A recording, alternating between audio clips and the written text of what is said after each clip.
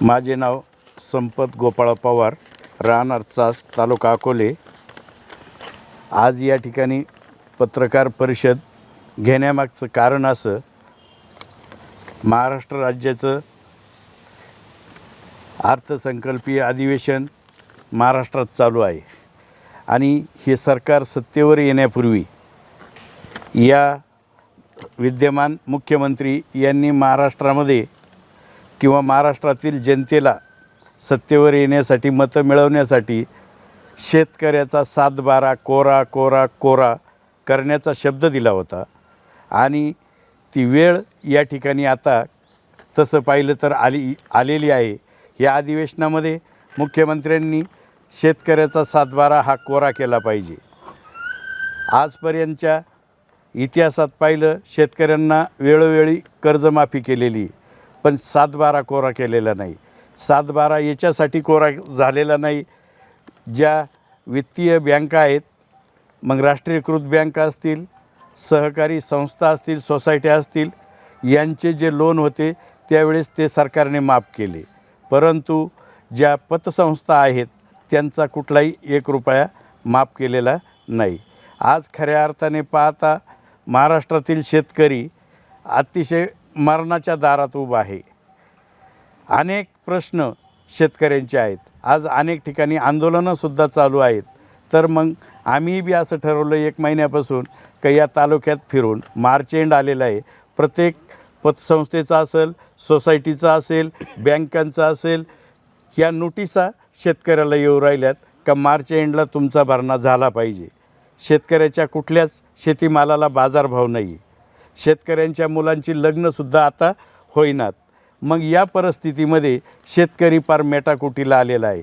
मग हे करत असताना आम्ही बारकाईने त्याच्यावर अभ्यास केला तर राष्ट्रीयकृत बँकांचे कर्ज माफ झाले, सहकारी सोसायट्यांचे कर्ज माफ झाले, परंतु या ज्या तालुक्यामध्ये किंवा महाराष्ट्रामध्ये ज्या पतसंस्था आहेत, शासनाने ज्यांना सहकार आयुक्त किंवा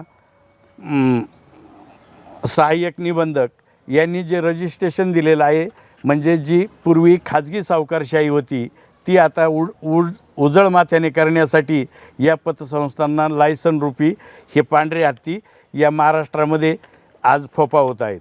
पांढरे हत्ती या अर्थाने का माझ्याकडे एक साधा पुरावा आलेला आहे का 2001 साली ज्या माणसाने 40,000 रुपये कर्ज घेतलं होतं त्या कर्जाचे 2026ला 40 लाख रुपये झालेले आहेत। या शेतकऱ्याने कुठून एवढे पैसे आणायचे?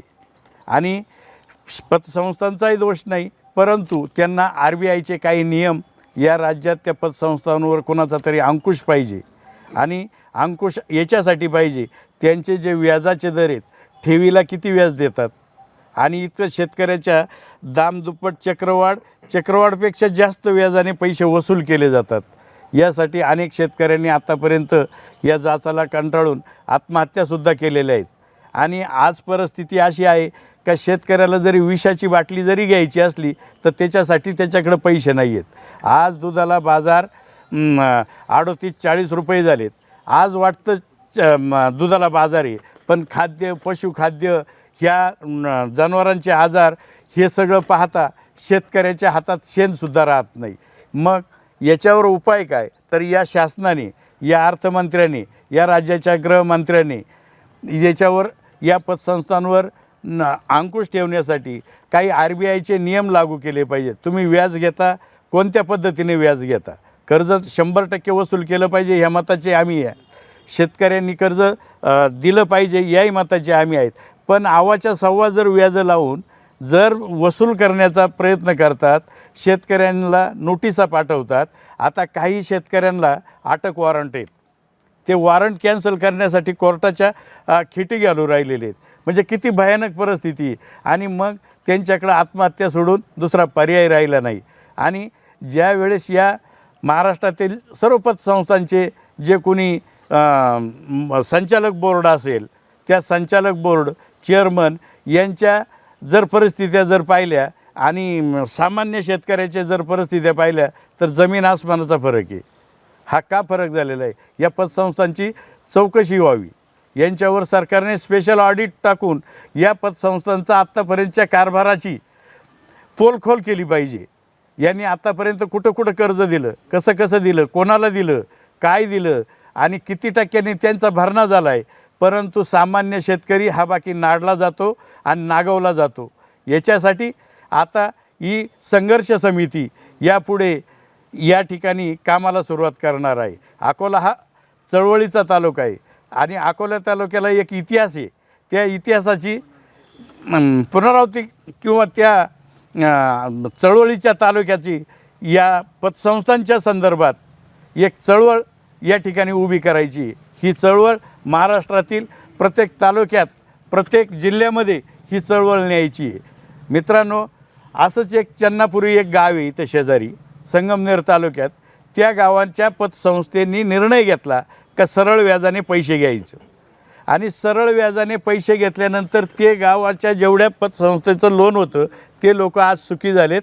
त्यांनी सरळ व्याजाने पैसे भरून टाकलं. पण अव्वाच्या सव्वा जर व्याजाने आणि वसुलीचा दणका पाठवून काही आता तर शेतकऱ्यांचा 7-12च पतसंस्थेच्या नावाने झालेला आहे.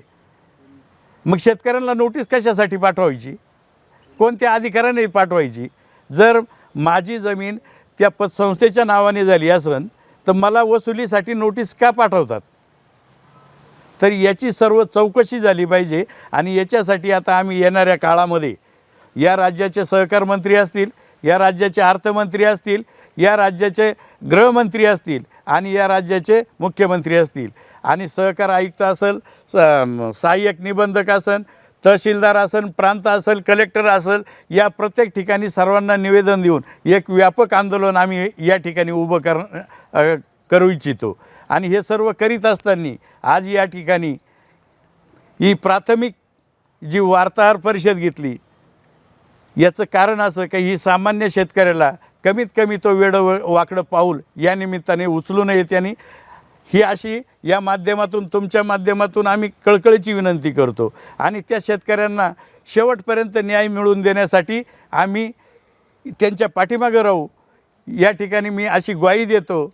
आणि या संघर्ष समितीला जे कोणी तालुक्यातील असे आडून नाडून जे शेतकरी कोणी नडले असतील त्यांनी संपर्क केला पाहिजे. आता आम्ही आमचे नंबर वगैरे आम्ही देणारच आहोत, पण त्या शेतकऱ्यांना जगण्याची उमेद आम्ही देणार आहोत. कुठलंही वेडंवाकडं पाऊल त्या शेतकऱ्यांनी उचलू नये. त्यांच्या पाठीमागे जरी कोर्टाच्या त्यांना वॉरंट असतील तर त्यांनी काही खून केले नाहीत, त्यांनी पैसे घेतलेत आणि त्या पैशासाठी पकड वॉरंट. हा कुठला न्याय?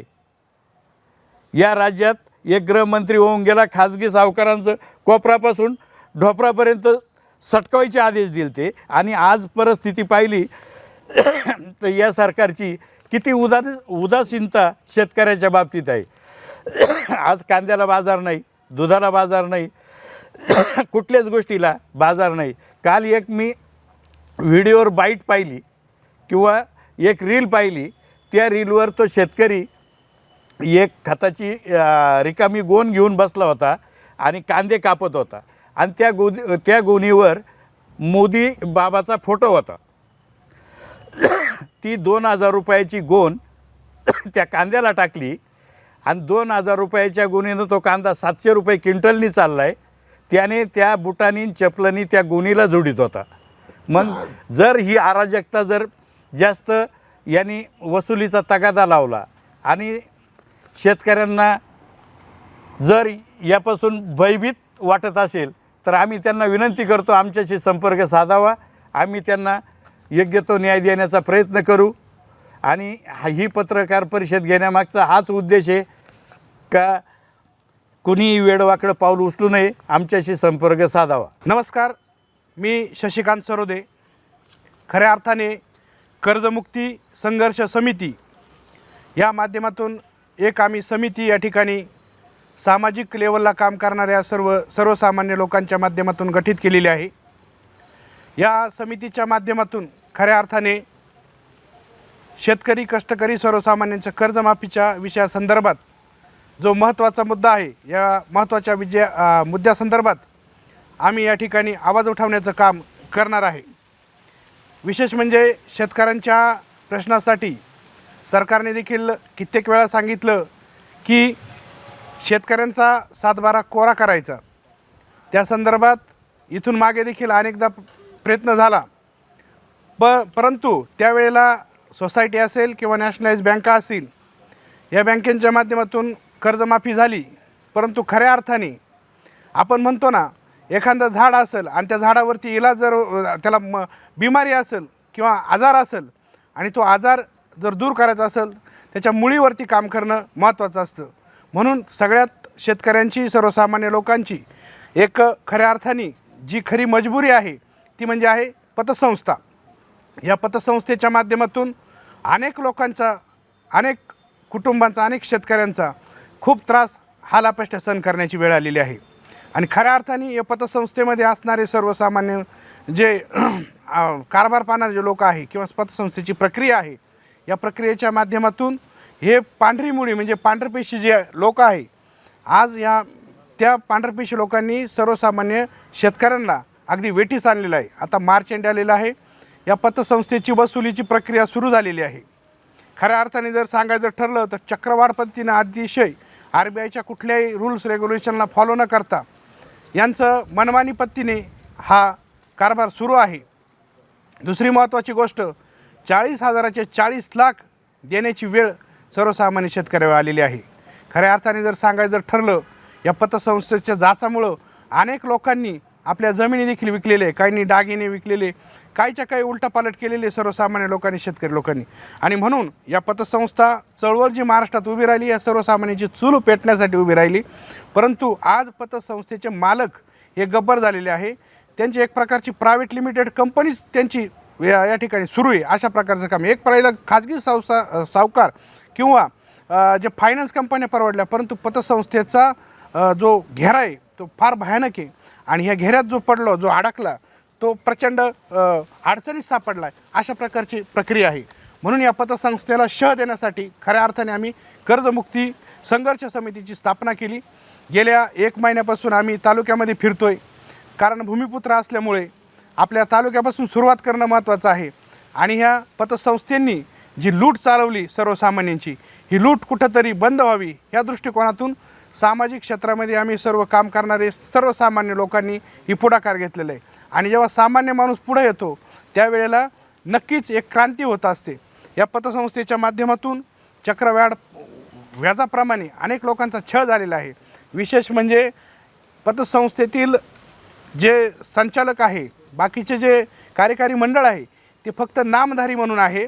आणि हे गब्बर जे आहे, जे आज पांढरपेशी म्हणतो आपण, पांढरी मुळी मी बोललो त्या पद्धतीने, हे अक्षरशः गब्बर झालेले, यांच्या स्वतःच्या मालकी झालेली आहे त्या पतसंस्था. अशा प्रकारची एक प्रायव्हेट लिमिटेड कंपनीसारखी त्यांची स्वतःच्या मालकीची पतसंस्था झालेली आहे.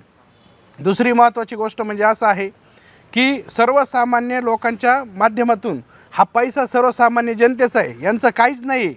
सर्वसामान्य जनतेचा पैसा आहे आणि ह्या पैशावरती हे गब्बर होऊन त्याच सर्वसामान्य लोकांच्या टाळूवरलं लोणी खाण्याचं काम या ठिकाणी सुरू आहे. त्या महत्त्वाच्या मुद्द्याला धरून ही समितीच्या माध्यमातून अनेक लोकांनी आमच्याबरोबर संपर्क साधला, अनेक लोकांशी आम्ही भेटलो. आणि त्या माध्यमातून यापुढील प्रक्रिया सहकार आयुक्तांची आम्ही लवकरच भेट घेणार आहोत आणि सर्व प्रक्रिया सांगणार आहोत. तसंच या पतसंस्थांची चौकशी होणे महत्त्वाचा मुद्दा आहे. त्याचबरोबर सहकार मंत्री असतील, त्यानंतर महाराष्ट्र राज्याचे मुख्यमंत्री देवेंद्र फडणवीस साहेबांची देखील आम्ही भेट घेणार आहोत. आणि लवकर एक मोठं आंदोलन या ठिकाणी अकोले तालुक्यात आम्ही करणार आहोत. एकच मुद्दा आहे, सर्वसामान्यांना न्याय मिळाला पाहिजे. आणि हे जे डिजिटल सावकार आज होऊन बसले, गब्बर मालक जे होऊन बसले, आज तुमच्या आमच्या लग्न कार्यामध्ये, दशक्रिया विधीमध्ये अगदी पद्धतशीरपणे भाषण करतात पांढरपेशी लोक, अगदी शानमध्ये कपडे, पुढारी वेश घालून. आणि तेच जेव्हा तुम्ही जाताय कर्ज नील करण्यासाठी, त्यावेळेला तुम्हाला 4 वेळा हुसकून दिलं जातं की तुला एवढेच भरावं लागतील, तेवढेच भरावं लागतील, असंच करावं लागेल. ह्या गब्बर लोकांच्या विरोधातला हा लढा आम्ही सर्वसामान्य काही आमच्याबरोबर असणाऱ्या लोकांनी उभा केलेला आहे. विशेष म्हणजे संपत पवार साहेबांनी या लढ्यामध्ये खरा मोलाचा वाटा घेतलेला आहे. गेल्या 1 महिन्यापासून आम्ही फिरतोय, अनेक लोकांबरोबर संपर्क करतोय आणि अनेक लोकांना आम्ही आवाहन देखील करतोय की आमच्याबरोबर संपर्क करा, आपल्याला हा लढा मोठा करायचा आहे. आणि ह्या ज्या गब्बर लोकांना, या पतसंस्था चळवळ ही सर्वसामान्य लोकांना न्याय देण्यासाठी असणारी जी भस्मासूर होऊन बसलेली, याचा नायनाट करण्यासाठी, नायनाट म्हणजे कुठल्या ह्या प्रवृत्तीचा नायनाट करण्यासाठी आणि ज्या सर्वसामान्य लोकांना जे ठगायचं काम चाललं आहे ह्या गोष्टीचा नायनाट करण्यासाठी ही खऱ्या अर्थाने ही कर्जमुक्ती संघर्ष समितीची आम्ही निर्मिती केलेली आहे आणि ह्या पद्धतीने पुढे वाटचाल आमची सुरू आहे. पतसंस्थेमध्ये लूट चालू आहे अकोले तालुक्यात चालू आहे अजून बाहेर? संपूर्ण महाराष्ट्रात अशा प्रकारची पतसंस्थांच्या माध्यमातून लूट सुरू आहे. चक्रवार पद्धतीने व्याज आणि त्या व्याजाचे व्याज असं इतकं घेऱ्यात अडकवलं जाते सर्वसामान्य शेतकरी आणि सर्वसामान्य लोकांना. ही महाराष्ट्राची खरी अडचण आहे. ती फक्त अकोले तालुक्याचीच असं नाही, परंतु आपण ह्या मायभूमीतल्या आहोत. आणि दुसरी महत्त्वाची गोष्ट अशी आहे की एक हा चळवळीचा तालुका आहे. या दृष्टिकोनातून आपण एक पाऊल उचलायचं म्हणून ही कृती समितीची स्थापना करून आम्ही हे काम सुरू केलेलं आहे. साई दृष्टी नेत्रसेवा चष्माघर अकोले शहरातील सर्व अत्याधुनिक सुविधा उपलब्ध असलेले एकमेव अद्ययावत शोरूम म्हणजेच साई दृष्टी नेत्रसेवा चष्माघर. आमच्याकडे Titan, fast track, Puma, Oakley, Velocity, CK, Rayban, ID, Vogue, Police, stepper, Scott, Carrera, Tommy Hilfiger, killer, Crizal, Zeiss, prime, bronzer, Yash, Bausch and Lomb, Johnson and Johnson, Alcon आदी कंपन्यांच्या फ्रेम्स, सनग्लासेस, लेन्सेस व contact lenses योग्य दरात उपलब्ध. तसेच Titan company लेन्सेसचे एकमेव अधिकृत विक्रेते. आता अकोल्यात प्रथमच ऑटो मशीनद्वारे चष्म्याची रोबोटिक फिटिंग. प्रोग्रेसिव्ह चष्म्यासाठी डोळ्यांचे व चष्म्याचे अचूक मोजमाप करण्यासाठी जाईस कंपनीचे सॉफ्टवेअर असलेला ॲपल कंपनीचा टॅब. तज्ज्ञ ऑप्टोमेट्रिस्टकडून कॉम्प्युटरद्वारे डोळ्यांची मोफत तपासणी, डोळ्यांची मायक्रोस्कोपिक तपासणी, काचबिंदूचे अचूक निदान करण्यासाठी डिजिटल टोनोपेनद्वारे डोळ्यांचे इंट्राऑक्युलर प्रेशर मोजणे, पॅकीमीटरद्वारे बुबुळाची जाडी मोजणे, कॉन्टॅक्ट लेन्सेसच्या अचूकतेसाठी कॅरेटोमीटरद्वारे बुबुळाचं मोजमाप करणे आदी अत्याधुनिक सुविधा उपलब्ध असलेले अकोले शहरातील एकमेव चष्माघर. आपल्या अनमोल डोळ्यांच्या समस्येसाठी बिर्ला आय हॉस्पिटल नाशिक यांच्या माध्यमातून तज्ज्ञ डॉक्टर दर गुरुवारी सकाळी 10:30 ते 3:30 पर्यंत साई दृष्टी नेत्रसेवा चष्माघर इथे उपलब्ध राहतील. आमचा पत्ता साई दृष्टी नेत्रसेवा चष्माघर, अकोले बसस्थानकाच्या मागील बाजूस, जय महाराष्ट्र हॉटेलच्या पाठीमागे, अकोले, तालुका अकोले, जिल्हा अहमदनगर. संपर्क 91 36 52 93 93.